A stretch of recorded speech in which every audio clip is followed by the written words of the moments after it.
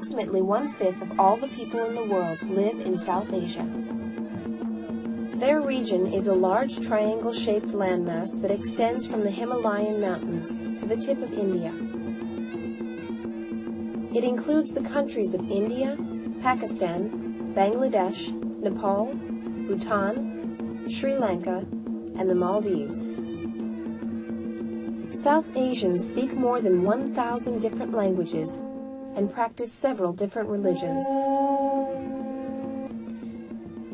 The mixture of cultures found in these countries comes from the region's unique geography and history.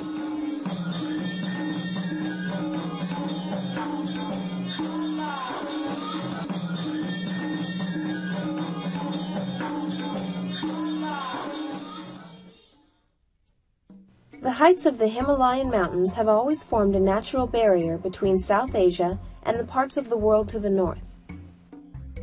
In spite of this, people from other regions have made their way across the high mountain passes or have reached the subcontinent by sea.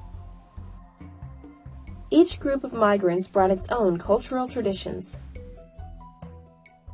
About 4,500 years ago, people who lived in the valley of the Indus River began developing a civilization. They built cities such as Harappa and Mohenjo-daro and had a written language. There was a class distinction between the nobility and the commoners. We don't know much about their religion, but small figures with elaborate headdresses may have represented mother goddesses. About 1,500 BC, warlike Aryan nomads crossed the mountain passes and conquered the Indus Valley region. These light-skinned Aryan invaders from the north spoke the Sanskrit language. Sanskrit is an Indo-European language related to many of the languages spoken in Europe. Interestingly, the Sanskrit word for war meant a desire for more cows. The Aryans rode horses, herded cattle, and used iron weapons, but when they arrived in India, they had no written language or history of settling down in communities. Their oral traditions praised powerful gods of nature. Later on, these hymns to gods of nature were written down as the Rig Veda. During the Vedic Age between 1500 BC and 500 AD, the Aryans continued their conquests eastward, along the valley of the Ganges River. As they went, they adopted many cultural ideas from the dark-skinned farmers of the region, who were the ancestors of India's Dravidian peoples. Many of the Dravidians moved southward toward the tip of India, where they preserved their languages and traditions. As the Aryans became more settled in India, their beliefs evolved into the Hindu religion. During the period when Hinduism was developing out of ancient Vedic beliefs, the new religion of Buddhism began to emerge in South Asia. Buddhism was founded by a Hindu prince named Siddhartha Gautama. This founder of a great religion is represented in many different ways.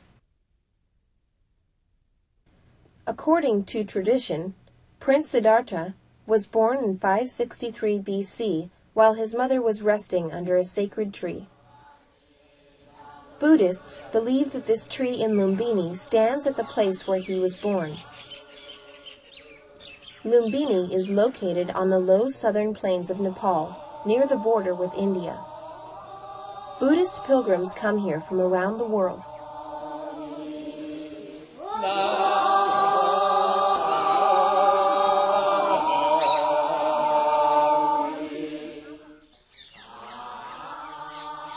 When he was 29 years old, Prince Siddhartha became deeply disturbed by all the suffering in the world.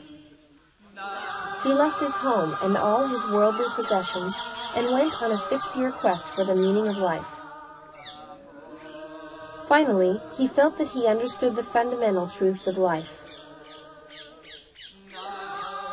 At that moment, his followers believed that he became the Buddha. The word Buddha means the enlightened one. In his later teachings, the Buddha recommended an eightfold path for living a good life that is free from selfish desires for wealth, power, and pleasure. After the Buddha's death in about 483 BC, his followers spread his teachings to other parts of India.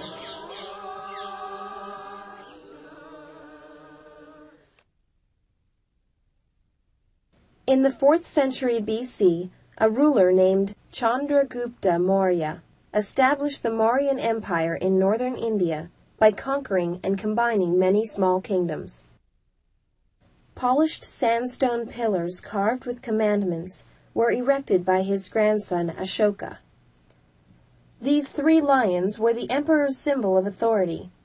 They were placed on top of many pillars and are the official crest of modern India. Ashoka adopted the Buddhist religion and encouraged its spread by sending missionaries to Sri Lanka and other parts of Asia. He also ordered the building of monuments in places that were important in the Buddha's life.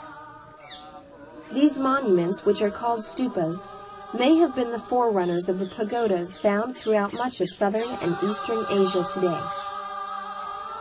Ashoka was a great ruler, but after his death, the Mauryan Empire declined, and South Asia once again became a land of many small kingdoms. Hindus began to think of the Buddha as only one of their many deities, and Buddhism began to fade as a separate religion in most parts of India. Many beautifully decorated Hindu temples in central and southern India were built from the 8th through the 11th centuries AD.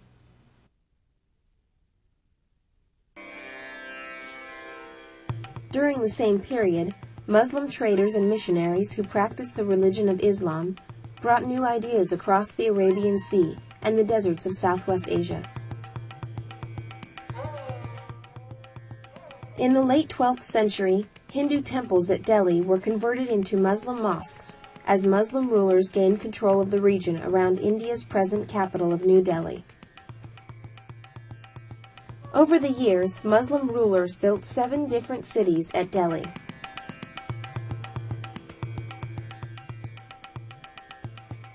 New Delhi was built by the British in the 19th century. It is the 8th of the great cities of Delhi. Today, most of the older cities are in ruin, but the forts, mosques, palaces, and tombs built during the period of Mughal rule are still impressive.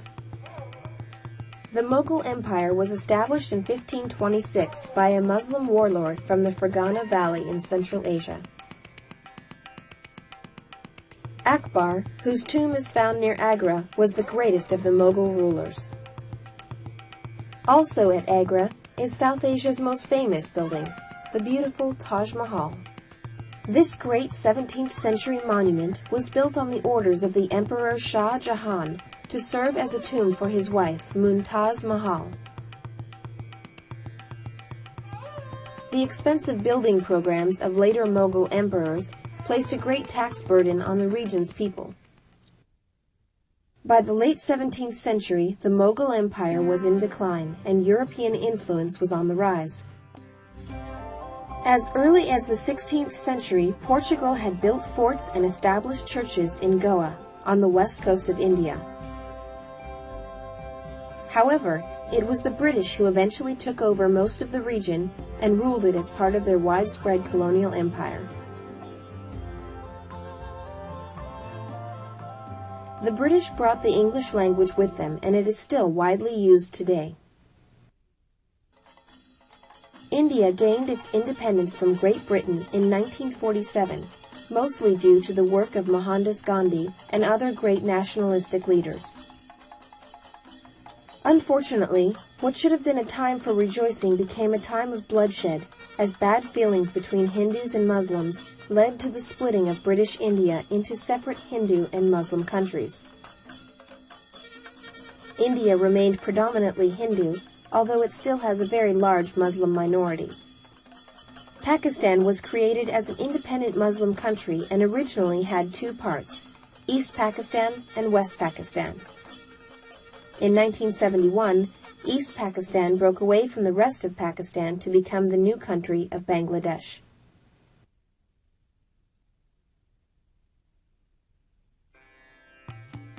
South Asia is one of the most densely populated regions on Earth. The population continues to grow rapidly. As a result, there are many more children and young people than there are older people. India has nearly 1 billion inhabitants, making it the second most populous country on Earth. Only China has more people. The people of South Asia have many different lifestyles and cultural traditions.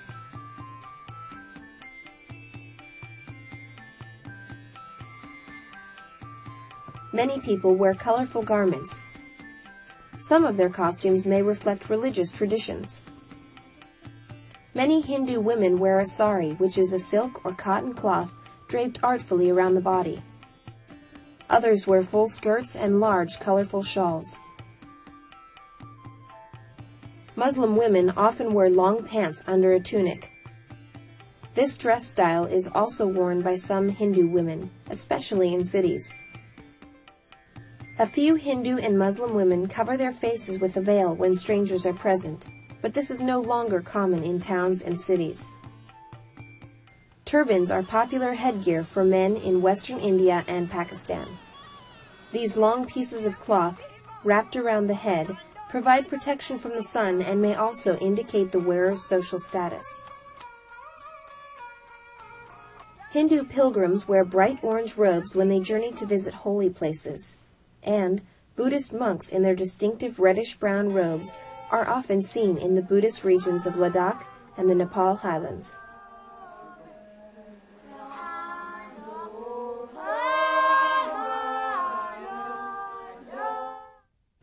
As you can tell from the many styles of dress associated with different faiths, religion is an important part of daily life throughout South Asia.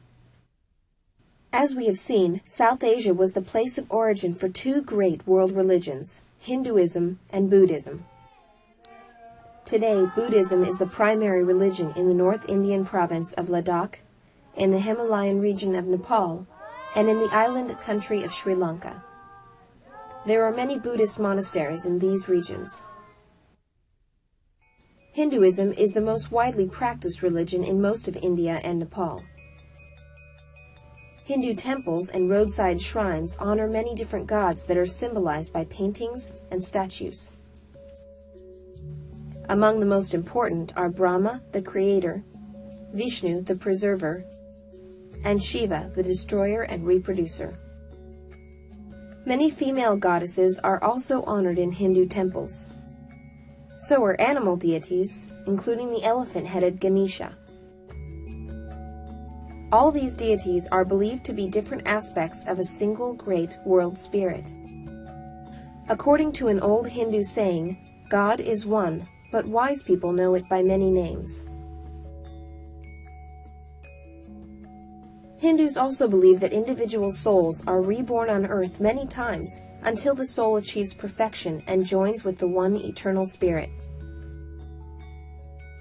The route to perfection requires that a person do the duties of the caste or the social group to which he or she was born. At the top of the caste system are the Brahmins. The Brahmins are priests and teachers. Next, and in many ways as powerful, are the Kshatriyas, who were traditionally warriors and rulers.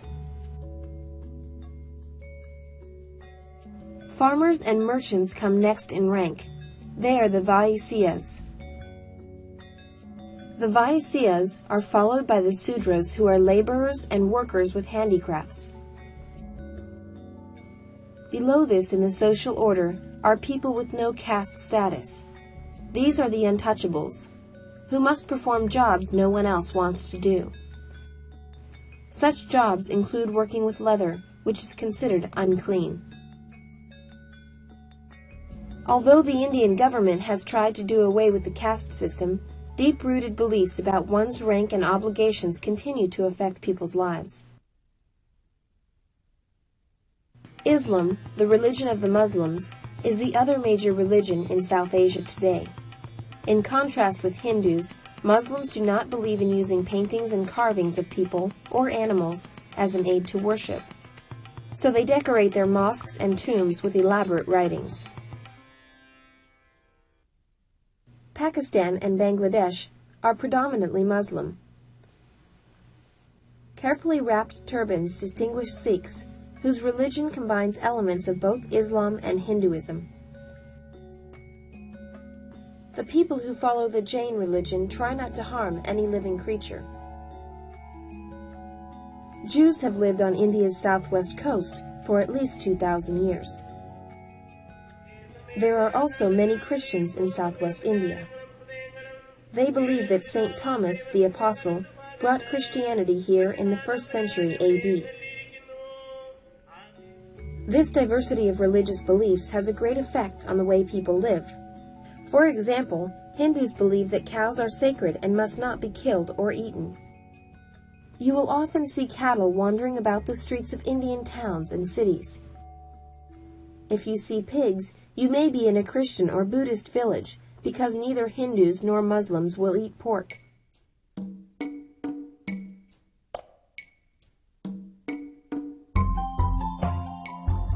Throughout South Asia, a large majority of the people are farmers.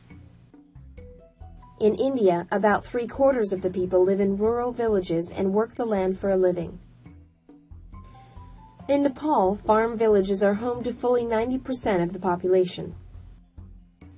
Village homes are usually made of simple, easily available materials, like these houses in Nepal that are made of sticks covered with clay.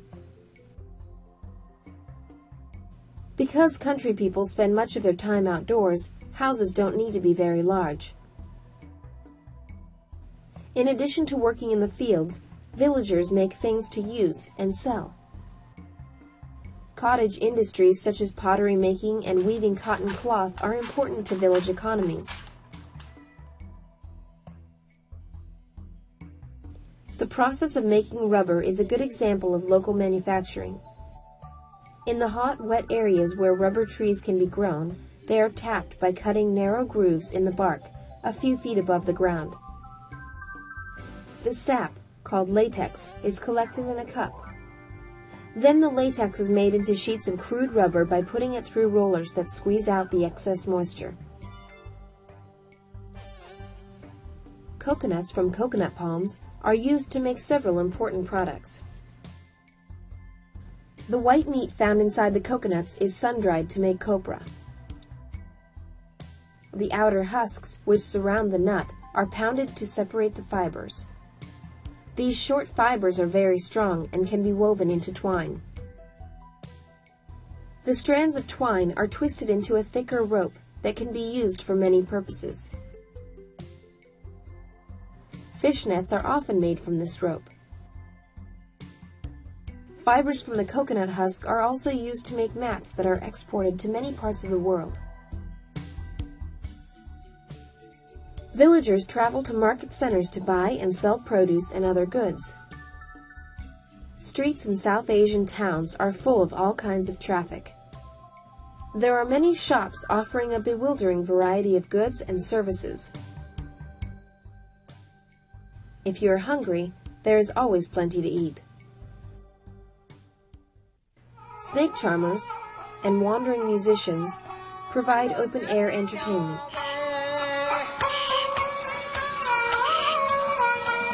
South Asia also has several very large cities.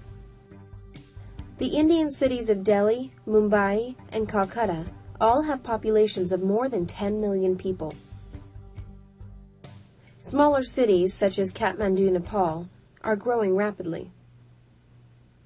Major industries and commercial establishments are located in and near the cities. These businesses need skilled workers and provide people with more opportunities for good jobs and education than the small villages. Many people have moved to the cities hoping to find a better life. Although the traditional contrast between rich and poor still remains, many more South Asians live a comfortable middle-class life than ever before.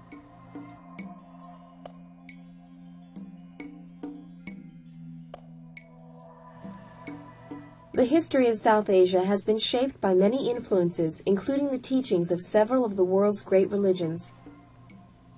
Many of the most beautiful buildings in South Asia were created as monuments to the Buddhist, Hindu, Islamic, and Christian religions that have been practiced here for hundreds and in some cases even thousands of years.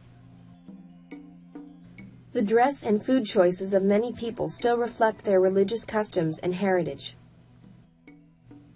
When the region gained its independence from British rule in the mid-20th century, new countries were created. The largest and most urbanized of these countries is India, but even here a majority of the people live in farm villages and work the land. Many South Asians are still very poor, but village life has been improving thanks to newly developed crops, improved water supplies, and better education and health care.